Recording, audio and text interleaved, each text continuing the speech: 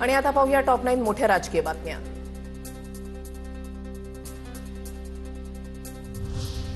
मुख्यमंत्री फडणवीसांची थोड्याच वेळात सह्याद्री अतिथीगृहावर बैठकीमध्ये अर्थसंकल्पीय अधिवेशनाबाबत चर्चा केली जाणार। महाराष्ट्राचा अर्थसंकल्प 6 मार्चला सादर केला जाणार। सुनेत्रा पवार पुण्यामधील सर्किट हाऊसमध्ये बैठकांचं आयोजन। झेडपी निवडणुकीमधील विजयी उमेदवारांना सुनेत्रा पवार भेटणार। झेडपीमध्ये कुणाला अध्यक्ष करायचं यावर आज चर्चेची शक्यता। पदाधिकाऱ्यांसोबत तालुकानिहाय बैठका पार पडणार। उपमुख्यमंत्री सुनेत्रा पवार आज पुणे जिल्ह्याच्या बैठक घेणार। संघटनात्मक बैठकांना आजपासून सुरुवात होणार। बैठकीला आमदार, जिल्हाध्यक्ष, तालुकाध्यक्ष, जिल्हा परिषद सदस्य, पंचायत समिती सदस्य उपस्थित राहणार। उपमुख्यमंत्री सुनेत्रा पवारांना मंत्री चंद्रकांत पाटलांचा मुलाचा सल्ला। अजितदादांनी प्रशासनामध्ये आदरयुक्त धाक निर्माण केला होता, तोच धाक आता सुनेत्रा पवारांनी निर्माण करावा, चंद्रकांत पाटलांचा सल्ला। अजित पवारांचा अपघात नव्हे तर घातपातच, सखोल चौकशी करण्याची राष्ट्रवादीच्या नेत्यांकडून मागणी। तर अमोल मिटकरी, रुपाली ठोंबरे आणि सूरज चव्हाणांच्या मागणीमुळे राष्ट्रवादीमधील वरिष्ठ नेत्यांमध्ये नाराजी असल्याची सूत्रांची माहिती। रोहित पवारांनी आरोप केलेली फाईल प्रफुल्ल पटेलांकडूनच आलेली होती। प्रफुल्ल पटेलांचा रात्री 8:30च्या सुमारास अजित पवारांना फोन। शेतकऱ्यांसंबंधित काम होतं, झडपी निवडणुकीवर बोलणं झालं, प्रफुल्ल पटेलांची माहिती। आपली भेट कधी होईल असं दादांना विचारलं, यावर आता आपली भेट होणार नाही, 7-8 दिवस दौऱ्यावर असेल असं दादा म्हणाले। प्रफुल्ल पटेल यांची अजितदादांच्या शोक सभेत माहिती।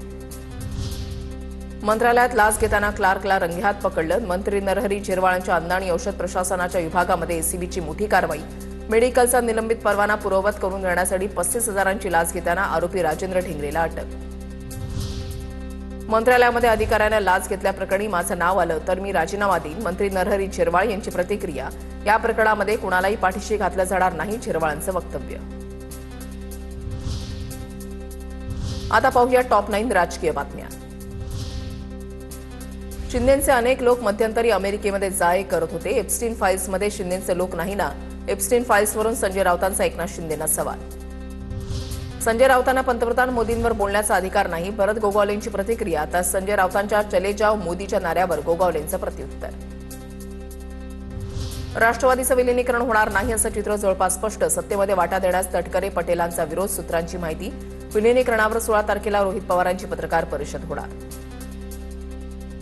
राज ठाकरेंनी मनसेची शिवतीर्थवर बैठक बोलावली आहे। शिवतीर्थवर बैठकीचं आयोजन। मुंबई शहराध्यक्ष संदीप देशपांडे आणि मुंबईतील विभाग अध्यक्ष बैठकीसाठी उपस्थित राहणार।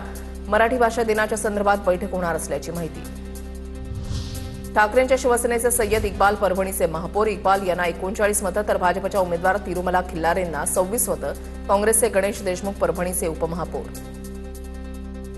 परभणीमध्ये ठाकरेंच्या शिवसेनेचा खरा चेहरा समोर आला। परभणीमध्ये मुस्लिम महापौर देण्यावरून शिंदेंची टीका, तर मुस्लिम महापौर झाल्यावर प्रश्न का पडावा, राऊतांचं प्रत्युत्तर। परभणीमध्ये भाजपचे 12 नगरसेवक मुस्लिम हे शिंदेंना माहिती आहे का? शिंदेंनी परभणीवरून केलेल्या टीकेला संजय राऊतांचं उत्तर, उचलली जीभ लावली दाढीला, असं शिंदेंनी करू नये। तुमच्यासारख्या गद्दारांपेक्षा निष्ठावान मुस्लिम परवडला, राऊतांची एकनाथ शिंदेंवर टीका। 50 खोक्यांचे पुरावे द्या, मग चंद्रपुरातील खोक्याचा पुरावा देऊ। संदीप देशपांडेंचा संजय राऊतांना ट्विट करत उत्तर।